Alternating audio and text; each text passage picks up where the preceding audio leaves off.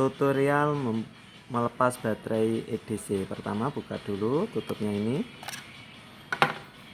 Langkah selanjutnya tekan yang putih ini ditekan sama ibu jari, ditarik sambil digoyang-goyangkan kiri kanan kiri kanan. Nah, kalau sudah lepas tancapkan lagi, terus kalau sudah terus dihidupkan. Nah,